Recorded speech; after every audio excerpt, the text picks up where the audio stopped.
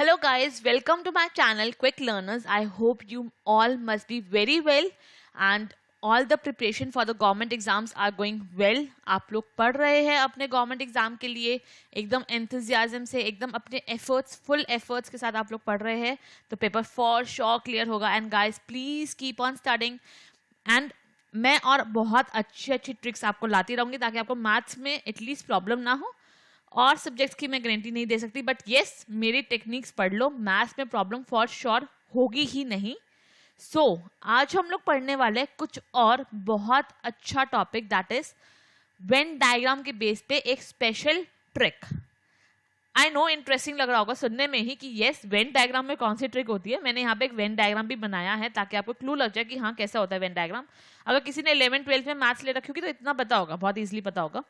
तो बहुत ही अच्छा क्वेश्चन होते हैं, बहुत अच्छे ट्रिक्स होते हैं और अगर चाहते हो ना तो एक बार इस क्वेश्चन को रीड कर लो, आइडिया लग जाएगा. देखते कि यस ये क्वेश्चन तो पेपर में आता है. अगर किसी ने भी गवर्नमेंट एग्जाम दिया है तो ही मस्ट बी नोइंग कि यस दी ये पेपर में आता है और बहुत ज्यादा आता है. एससी में बहुत ज्यादा आता है, बैंकिंग में थोड़ा कम आता है बट यस इंपॉर्टेंट क्वेश्चन है, पेपर में कहीं ना कहीं देखने को मिलता रहता है. और भी बहुत सारे एग्जाम है जहां ये क्वेश्चन देखने को मिलता रहता है. तो आई वुड से कि इस क्वेश्चन को इस वेन डायग्राम के ट्रिक से ही करना है तो बहुत इजीली सॉल्व होता है और समझ में भी आता है. मतलब it's a concept only but orally solve हो जाता है उससे क्वेश्चन. हम कॉन्सेप्ट से ही अपना क्वेश्चन बहुत अच्छे तरीके से निकालते हैं, ठीक है ना. बिकॉज जो ट्रिक्स होती है फेक ट्रिक्स नहीं देखनी है हमें सिर्फ वो ट्रिक्स चाहिए जो एक्चुअल में कम टाइम में क्वेश्चन निकाले with the concept understanding. Concept understanding होगी तो क्वेश्चन थोड़ा बहुत टेढ़ा मेढ़ा भी हुआ तब भी आपको आता होगा. तो इसलिए मेरा ध्यान हमेशा ये रहता है कि मैं ऐसे कॉन्सेप्ट्स लाऊं कि आपको वो आते हो. And if you guys have any issue regarding anything in the mathematics, कोई प्रॉब्लम आती है, कुछ चीज़ समझ नहीं आ रही तो please guys you can comment below, I will resolve that thing. मैं आपको पर्सनली मैसेज करूंगी कि कैसे इस चीज़ से पॉसिबल है मैथ्स को करना, बिकॉज आई नो हर कोई मैथ्स नहीं कर सकता. तो वी विल फाइट टुगेदर, ठीक है ना. हम दोनों एक साथ आपकी जॉब के लिए मेहनत करेंगे. सो अब पढ़ते हैं आगे, ज़्यादा टाइम ना वेस्ट करते हुए. तो सबसे पहले हमें इस वेन डायग्राम को देखना है. सो लेट्स स्टार्ट अंडरस्टैंड करते हैं इस वेन डायग्राम को. सो now this is the Venn diagram, ठीक है ना. अब अगर मैं आपको सिर्फ एक नॉर्मल इन्फॉर्मेशन दूंगी कि वेन डायग्राम में चीज़ें कैसी होती है. फर्स्टली ये जो बॉक्स है हमारा, ये पूरा बॉक्स के अंदर ये क्या होता है, हमारा एक यूनिवर्सल सेट होता है जिसे हम यू से डिनोट करते हैं. ये हमारे पास एलिमेंट्स होते हैं सारे ए के. मैं ए को ही रैंडम ले रही हूँ, यहाँ पे कोई पर्टिकुलर नहीं है, ए इज रैंडम. तो यहाँ पे कोई एलिमेंट्स होंगे सारे ए के, यहाँ पे कोई एलिमेंट्स होंगे सारे बी के. जो और ये कॉमन पार्ट है ये क्या होगा, फिर ये होगा ए इंटरसेक्शन बी. मतलब कि जो ए में भी पॉसिबल है और जो बी में भी होगा, दोनों का इंटरसेक्शन. और ये दोनों सर्कल जब मेरे इंक्लूड होंगे, जब ये दोनों सर्कल का सारा डेटा एक साथ होगा तब वो क्या होगा, ए यूनियन बी. इस तरीके का हमारा वेन डायग्राम होता है. सिर्फ इतनी सी इंफॉर्मेशन है इसमें सीखने के लिए. अब हम देखते हैं आगे, अपना क्वेश्चन सॉल्व करते हैं सबसे पहले. So now this is the first question we have. शुरू करते हैं. In an examination 80% candidate pass in English, 85% candidates pass in mathematics and 73% candidates pass in both these subjects, then what percent of candidate failed in both the subjects. ठीक है, हमें fail निकालना है कि कौन से ऐसे बच्चे हैं जो फेल हो गए दोनों सब्जेक्ट्स में. सबसे पहले हम लोग क्या करते हैं, इसको मैं मान लूंगी ये मेरा इंग्लिश का है एंड ये मेरे पास मेरा मैथमेटिक्स का है, ठीक है. तो हम यूनिवर्सल सेट होता है ना, इसको हम 100% मान के चलते हैं हमेशा पेपर के टाइम पे. इससे मान लो कि ये प्रॉपर 100% है, ठीक है. अब इंग्लिश में कितने बच्चे पास हुए, दैट इज 80%. मैथ्स में कितने बच्चे पास हुए, दैट इज 85%. उसको हमने यहां लिख दिया. एंड दोनों जो ऐसे बच्चे हैं जो दोनों सब्जेक्ट में पास है, दैट इज 73%. तो वो कहां पे आएंगे, वो हमारे यहां पर आएंगे, that is in intersection. So this is 73%, ठीक है, ये आ गया. अब हमें क्या चाहिए, देखो सबसे पहले एक चीज समझो, जो ये 73 बच्चे हैं ये इसके अंदर भी इंक्लूड होंगे, बिकॉज ऑब्वियसली ना इंग्लिश में तो पास हुए हैं, तो 80% में भी इंक्लूड है एंड 85% में भी इंक्लूड है. तो सबसे पहले हम लोग क्या करेंगे, इसमें से इस 80% में से 73% माइनस एंड 85 में से भी 73% माइनस करेंगे, ठीक है. ताकि हमारे पास क्या आ जाए कि बच्चे जो ऐसे बच्चे जो एटलीस्ट एक सब्जेक्ट में पास हुए हैं, हमारे पास वो निकल के आ जाएगा, ठीक है. पहले वो निकालते हैं. सो सबसे पहले 73% तो बच्चे है ही, फिर 80 माइनस 73 कितना होता है, दैट इज 7. तो 7 आ गया. 85 माइनस 73 कितना होता है, दैट इज योर 12. ठीक है ना। तो ये बच्चे हैं जो एटलीस्ट एक सब्जेक्ट में पास हुए ही हुए हैं। इनको ऐड कर दो, 7 + 3 10, 10 + 2 12, 2 यहाँ पे 1 कैरी फॉरवर्ड हो गया, 7 8 9। तो 92% बच्चे ऐसे हैं जो एक सब्जेक्ट में पास हुए हैं। कैंडिडेट्स पास्ड इन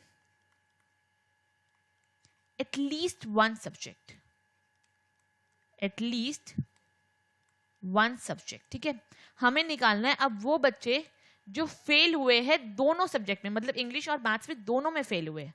तो वो क्या होंगे, 100 - 72, बिकॉज यूनिवर्सल में से 72 माइनस कर दो तो फेल का निकल जाएगा। तो बस क्या आ जाएगा यहाँ से, 100 - 72, दैट इज 8%। बस ये 8% ही मेरा आंसर है। ठीक है ना, दैट इज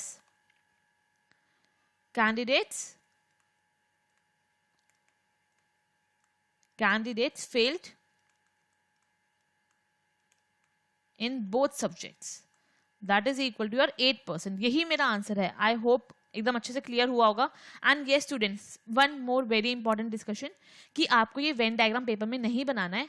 आप इन ट्रिक्स को अपने और क्वेश्चंस में लगाओ। क्वेश्चन नहीं मिलते मुझसे मांग लो, मैं आपको व्हाट्सएप के थ्रू सेंड कर दूंगी, not on WhatsApp sorry, I will send you by YouTube के थ्रू, या फिर आपको मैं मेल के थ्रू सेंड कर दूंगी पीडीएफ्स। लेकिन हमें ये वेन डायग्राम शो नहीं करना है, हमें सिर्फ ये वाली वर्किंग शो करनी होती है बच्चे।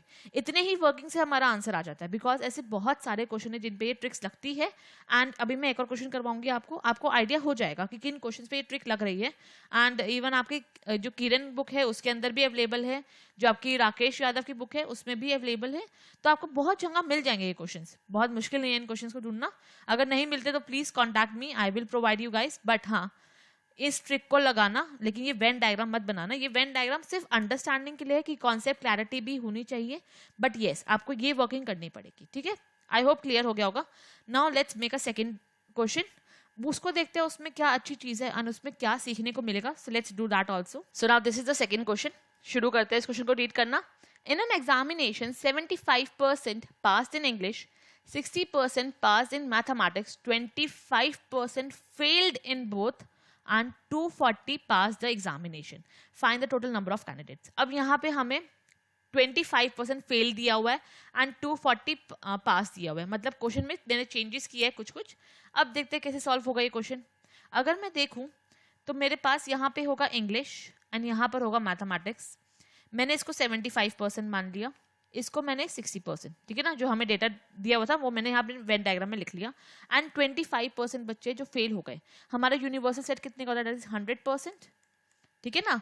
तो 25 तो फेल हो गए, मतलब पास कितने हुए होंगे कोई भी एक सब्जेक्ट में, दैट इज 75%, ठीक है ना। तो 75% बच्चे हमारे पास हुए हैं एक सब्जेक्ट में, ये 75% मैंने यहाँ लिख दिया। अब देखो यार, ये जो 75% यहाँ पे और जो 60% यहाँ पर है, कोई बच्चे तो ऐसा होगा जो ये कॉमन भी होगा, जिसने इंग्लिश भी और मैथमेटिक्स, जिसने दोनों सब्जेक्ट क्लियर किए होंगे। तो हमें वो बच्चे निकालने पड़ेंगे। तो कैसे आएगा, सबसे पहले हम लोग क्या करेंगे, 75 + 60%, ठीक है ना। So English plus mathematics that is equal to 75% + 60%, plus कर दो बस, क्या आ जाएगा यहाँ से मेरे पास, दैट इज 135%। तो 135% ऐसे जिसने इंग्लिश भी क्लियर किया है, जिसने मैथमेटिक्स भी क्लियर किया है एंड जिसने दोनों क्लियर किया है, ठीक है ना, वो बच्चे 135%। तो हमें पता है सिर्फ 75% बच्चों ने ही पेपर क्लियर किया है।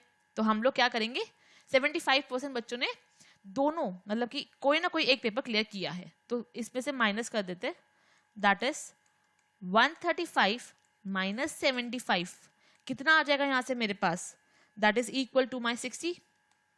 तो 60% बच्चे ऐसे हैं जिन्होंने एग्जामिनेशन को पास किया है, और वो किसके इक्वल है, दैट इज 240 के वो इक्वल है। तो बस इक्वल रखो 240 के। So 60% that is equal to your 240 candidates, ठीक है ना। बस यहां से निकाल लो, पहले 1% निकालते तो कितना आएगा, that is 240 divide by 60, 240 divide by 60, 0 से 0 कैंसिल एंड 6 से 24 कैंसिल, कितना आ जाएगा, दैट इज 4। और हमें तो 100% निकालना है ना, because total number of candidates निकालना है। सो 100% दैट इज 4 × 100, तो कितना आ जाएगा यहाँ से मेरा आंसर, दैट इज 400। तो ये आ जाएगा मेरे पास मेरा आंसर, ठीक है ना, कि 400 बच्चे ऐसे हैं टोटल नंबर ऑफ बच्चे हैं वो क्या है 400 बच्चे हैं हमारे पास. आई होप कि क्लियर हुआ होगा. इसमें थोड़ी कैलकुलेशन आई नो थोड़ी सी ज़्यादा थी. थोड़ा सा इस चीज़ का कॉन्सेप्ट समझना था कि पहले हमें इनको ऐड करना है और फिर जो हमारे पास कैंडिडेट्स है उसमें से माइनस करना है. ठीक है ना, ताकि हमारे पास क्या निकल जाए कि जिन ऐसे बच्चे निकल जाए जिन्होंने पास किया है एग्जामिनेशन. तो बस इसमें ये वर्किंग थी. आई होप कि आपको मेरा कंटेंट पसंद आया हो. कोई भी डाउट हो क्वेश्चन में, कोई भी पार्ट इनक्लियर रह गया, बिकॉज आई नो क्योंकि हर बच्चे के डाउट्स अपने खुद के होते हैं. कोई भी पार्ट इनकम्प्लीट रह गया, कुछ भी ना समझ आया हो, तो प्लीज कमेंट बिलो, मैं दोबारा से आपको अच्छे से एक्सप्लेन कर दूंगी. एंड गाइज ये क्वेश्चन बहुत ज़्यादा इंपॉर्टेंट है, तो प्लीज़ इस क्वेश्चन को प्रैक्टिस कीजिए. और क्वेश्चन चाहिए तो please comment me, I will mail you guys. And please mark my words, ये पेपर पॉइंट ऑफ व्यू से बहुत ज़्यादा इंपॉर्टेंट है. बस येस, वेन डायग्राम हमें नहीं बनाना, हमें सिर्फ वर्किंग शो करनी है. वेन डायग्राम माइंड में बनना चाहिए. I hope you must be liking. Please guys keep supporting me. Please subscribe my channel. If you want, you can link me on your Facebook and Twitters and Instagrams. So please guys support me. I need your support. Thank you so much for supporting me guys. Thank you.